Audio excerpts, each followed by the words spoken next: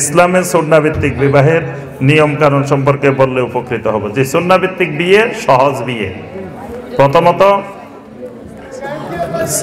মেয়ের অভিভাবকের সম্মতি থাকতে হবে, তারপরে একটা মোহর নির্ধারণ করতে হবে, দুইজন সাক্ষী থাকতে হবে, আর ছেলের মেয়ে তার অভিভাবককে সম্মতি দিবে, আর অভিভাবক এবং তার ছেলে ইজাব এবং কবুল করবে, বাস বিয়ে হয়ে গেছে। এটাই হলো সুন্নাহ পদ্ধতির বিয়ে।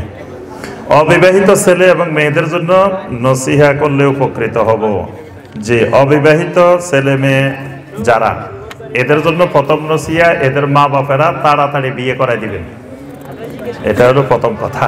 কারণ এদের বিয়ে না করার কারণে এরা যদি কোনো গুনাহ করে, তা নবী সাল্লাল্লাহু আলাইহি ওয়াসাল্লাম বলছেন ফা ইন্নামা ইসমুহু আলা আবিহি, এটার গুনাহ তার বাপের উপরে, তার মা বাপের উপরে বর্তাবে।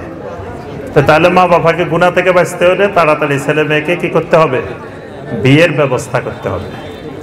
আর ছেলে মেয়েরা আপনার যদি বিয়ে করতে দেরি হয়, বিলম্ব হয়, এই ক্ষেত্রে তাদের তাকওয়া বৃদ্ধি করতে হবে। তাকওয়া, যে তাকওয়া বৃদ্ধি কেমনে হবে? নবী সাল্লাল্লাহু আলাইহি ওয়াসাল্লাম তাকওয়া বৃদ্ধির জন্য পরামর্শ দিয়েছেন বেশি বেশি সিয়াম পালন করার জন্য, বেশি বেশি রোজা রাখার জন্য।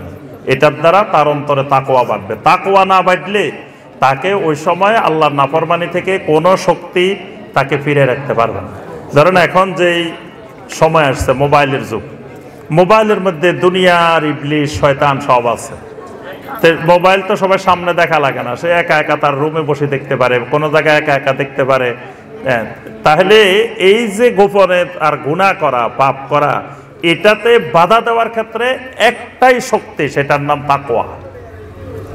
তাহলে তার ভিতরে যদি তাকওয়া বাড়ে, তাহলে সে বলবে যে দুনিয়ার কেউ দেখতেছে না, কিন্তু আমার আল্লাহ রাব্বুল আলামিন দেখতেছেন, আমি যে এই অপরাধটা করতেছি, গুনাহটা করতেছি, আমার আল্লাহ দেখতেছেন।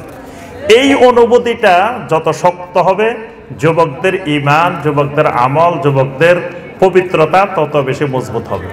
এজন্য তাকওয়া বাড়াতে হবে। তাকওয়া বাড়ানোর জন্য সবসময় 1 নম্বরে সিয়াম পালন করা, 2 নম্বরে বেশি বেশি আল্লাহর জিকির করা, 3 নম্বরে ওলামায়ে কেরামদের, যারা বিশুদ্ধ আকীদার ওলামায়ে কেরাম, তাদের সোহবত এখতিয়ার করা, তাদের সোহবতে থাকা, দ্বীনের সাথে থাকা। তাহলে তাদের জীবনটা পবিত্র জীবন হবে, সকল প্রকার অশ্লীলতা থেকে তারা বেঁচে থাকতে পারবে।